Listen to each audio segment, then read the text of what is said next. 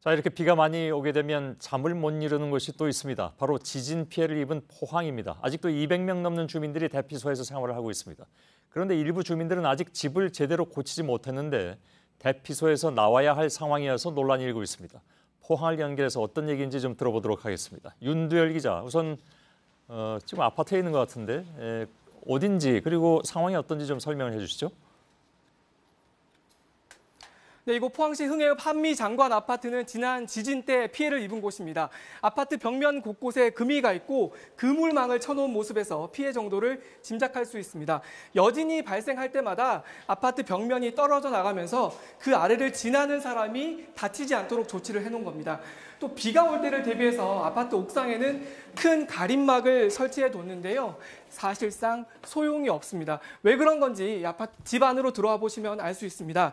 이 방 안으로 들어와 보면요. 보시는 것처럼 비가 내리면 갈라진 벽면을 타고 비가 새 들어와서 이 양동이나 쓰레기통, 이 플라스틱 통처럼 물을 받을 수 있는 도구란 도구는 총동원해서 새는 비를 받아내고 있습니다. 곰팡이가 쓸까봐 이 제습기를 24시간 틀어놓고 있고요. 그러니까 결국은 아파트 옥상에서 비가 새서 물이 흘러내리는 것이 아니라 갈라진 벽 틈 사이로 비가 새서 들어오고 있는 겁니다. 예, 지금 윤두열 기자가 들어가 있는 그 아파트에는 가재도구니 뭐니 다 있는데 대부분 대피소로 가지 않으셨나요? 네, 그렇습니다. 대부분 대피소에서 생활을 하고 있습니다. 지난 1월 포항시가 정밀 안전 진단을 했는데 고쳐서 쓸 수 있다는 소파 판정이 나왔습니다. 그런데 주민들은 불안해서 살 수가 없다며 다시 주민들이 의뢰를 해서 정밀 안전 진단을 다시 했는데 사람이 살 수 없는 사용 불가 판정이 나왔습니다. 결국 이 집 주인을 비롯해서 대부분 아파트 주민들이 아파트에서 빠져나와서 지금 대피소인 흥해 실내체육관에서 생활을 하고 있습니다. 예. 서로 왜 그렇게 다른 조사 결과가 나왔는지 모르겠는데 아무튼 다시 그 집으로 들어가서 살라 이런 얘기가 지금 나오는 상황이잖아요.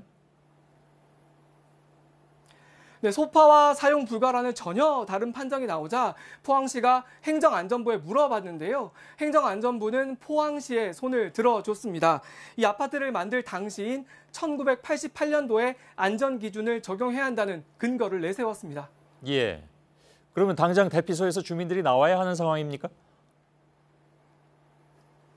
원칙은 그래야 하지만 주민들의 반발이 워낙 크다 보니 포항시가 주민들과 협의를 하고 있습니다. 주민들은 태풍과 장마가 오고 있는데 집에 이렇게 비가 새고 위험한 집 안으로 들어갈 수 없다고 지금 주장을 하고 있는 상황입니다. 하지만 포항시는 대피소 규모를 점점 줄여나가겠다는 입장이어서 주민들과 갈등이 불가피해 보입니다. 예. 이래저래 좀 걱정이 클 것 같습니다. 윤두열 기자가 포항에서 전해드렸습니다.